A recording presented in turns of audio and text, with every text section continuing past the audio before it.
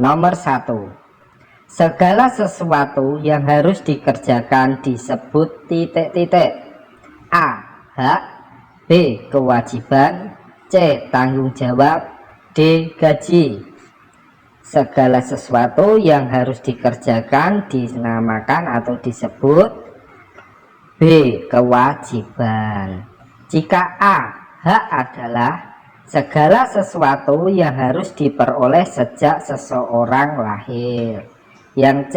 Tanggung jawab adalah keadaan wajib menanggung segala sesuatunya. D. Gaji. Gaji adalah upah kerja yang dibayar dalam waktu yang tepat. Kita masuk ke nomor 2.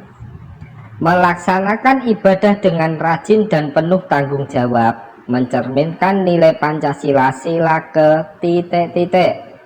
A. 1. B. 2. C. 3. D. 4. Jawabannya adalah A. 1. Jika contoh untuk sila kedua yaitu menjunjung tinggi nilai-nilai kemanusiaan. Yang C. Sila ketiga contohnya rela berkorban untuk kepentingan bangsa dan negara.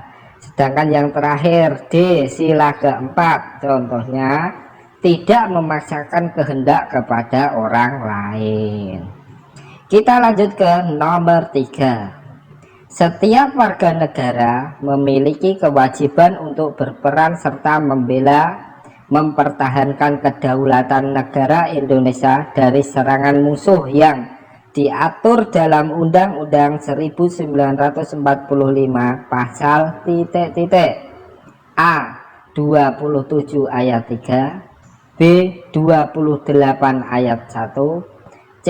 29 pasal 1, D. 30 ayat 1. Jawabannya adalah D. 30 ayat 1. Jika A. 27 ayat 3 berbunyi setiap warga negara berhak dan wajib ikut serta dalam upaya pembelaan negara. Yang B. 28 ayat 1 berbunyi hak untuk hidup, tidak disiksa, kemerdekaan pikiran dan hati nurani, hak beragama. Yang C. 29 pasal 1 berbunyi negara berdasar atas ketuhanan yang Maha Esa.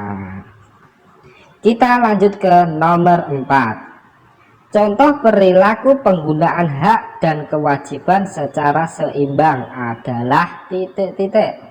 A. Menggunakan listrik dan membayarnya jika ditagih. B. Menebang pohon dan tidak mau menanam lagi. C. Menggunakan air pump tanpa memperhatikan kebutuhan. D. Menggunakan listrik dan memanfaatkan sesuai kebutuhan. Jawabannya adalah D. Menggunakan listrik dan memanfaatkan sesuai kebutuhan. Kita lanjut ke nomor 5. Salah satu bentuk tanggung jawab pada masa pandemik COVID-19 di lingkungan masyarakat adalah titik-titik. A. Cuci tangan sebelum masuk rumah.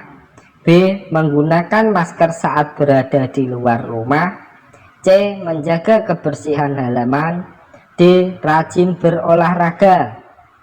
Yang untuk di lingkungan masyarakat saat masa pandemi COVID-19 ini contohnya yaitu B. Menggunakan masker saat berada di luar rumah. Kita lanjut ke nomor 6. Ciri khas kepribadian bangsa Indonesia dengan bangsa lain adalah titik-titik. A. Kerjasama. B. Hidup rukun. C. Gotong royong. D. Saling menghormati. Jawabannya adalah C. Gotong royong. Kita lanjut masuk ke materi Bahasa Indonesia KD 3.6.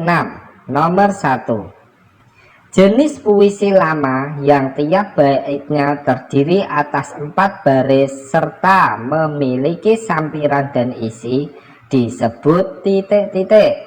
A. Seloka, B. Syair, C. Puisi, D. Pantun. Jawabannya adalah D. Pantun.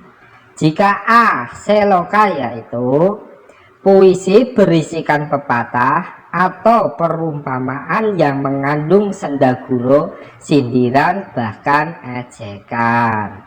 Yang B. Syair adalah puisi Melayu lama dengan bentuk terikat dan mementingkan irama saja. Yang C. Puisi adalah karya sastra berisi ungkapan hati penyair. Kita lanjut ke nomor 2. Baris pertama dan kedua dalam pantun dinamakan titik-titik. A. Sajak, B. Syair, C. Isi, D. Sampiran dan isi. Jawabannya adalah D. Sampiran dan isi. Jika saja adalah gubahan sastra yang berbentuk puisi. Yang B. Syair adalah puisi Melayu lama dengan bentuk terikat dan mementingkan irama saja. Yang C. Isi baris yang kedua dalam pantun dinamakan isi. Nomor 3. Berikut yang bukan ciri-ciri pantun adalah titik-titik.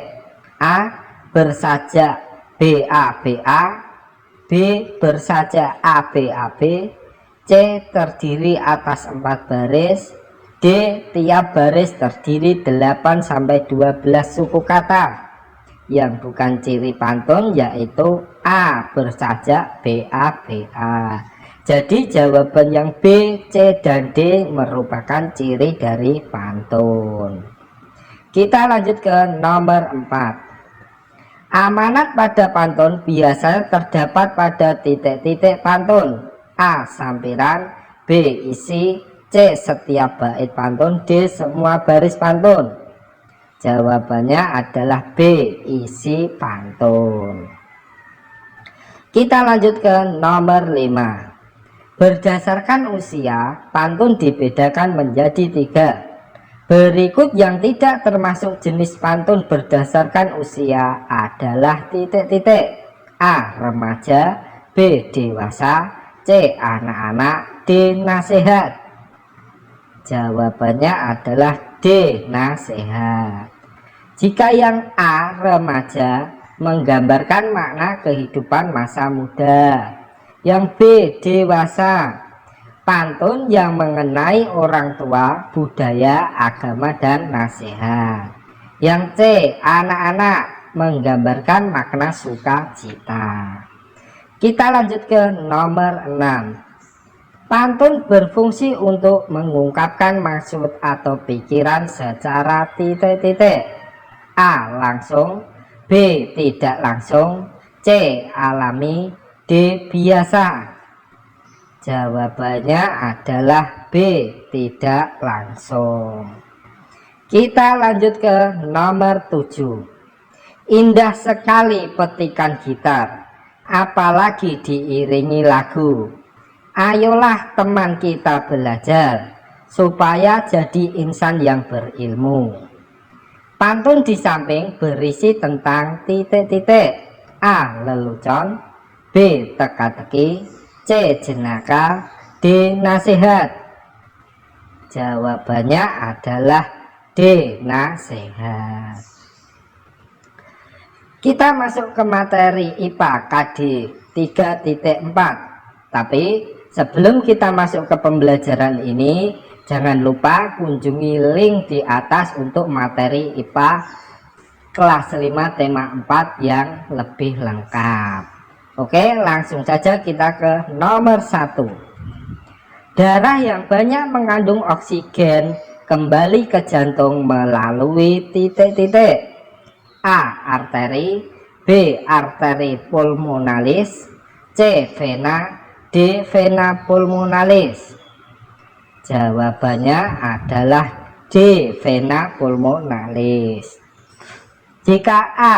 Arteri, Pembuluh darah elastis yang mengangkut darah dari jantung ke seluruh jaringan. Yang B, arteri pulmonalis adalah pembuluh darah yang berperan membawa darah ke paru-paru. Yang C, vena, pembuluh yang membawa darah menuju jantung. Kita masuk ke nomor 2. Organ tubuh yang berfungsi memompa darah ke seluruh tubuh yaitu titik-titik. A, paru-paru, B, otak, C, jantung, D, lambung. Jawabannya adalah C, jantung. Yang A, paru-paru berfungsi menukar oksigen dari udara dengan karbon dioksida dari darah. Yang B, otak berperan sebagai pusat kendali tubuh dan menyusun sistem saraf pusat. Yang D, lambung berfungsi mengontrol hormon dan enzim. Nomor 3. Pembuluh nadi yang paling besar disebut titik-titik. A, nadi, B, aorta, C, vena, D, arteri. Jawabannya adalah B, aorta. Nomor 4. Hewan yang memiliki sistem peredaran darah tertutup adalah titik-titik. A, belalang, B, udang, C, laba-laba, D, cacing tanah. Jawabannya adalah D, cacing tanah. Jadi untuk jawaban A, belalang, udang, dan laba-laba merupakan hewan yang memiliki sistem peredaran darah terbuka. Kita lanjut ke nomor 5. Jantung reptil terdiri dari 4 ruang, yaitu titik-titik. A, serambi kanan, serambi kiri, aorta bilik kiri. B, serambi kanan, serambi kiri, bilik kanan, bilik kiri. C, serambi kanan, serambi kiri, aorta insang. D, vena insang, serambi kanan, serambi kiri. Jawabannya adalah B, serambi kanan, serambi kiri, bilik kanan, dan bilik kiri. Nomor 6. Gangguan yang disebabkan rendahnya kadar Hb atau hemoglobin dalam darah yaitu titik-titik. A, anemia, B, leukemia,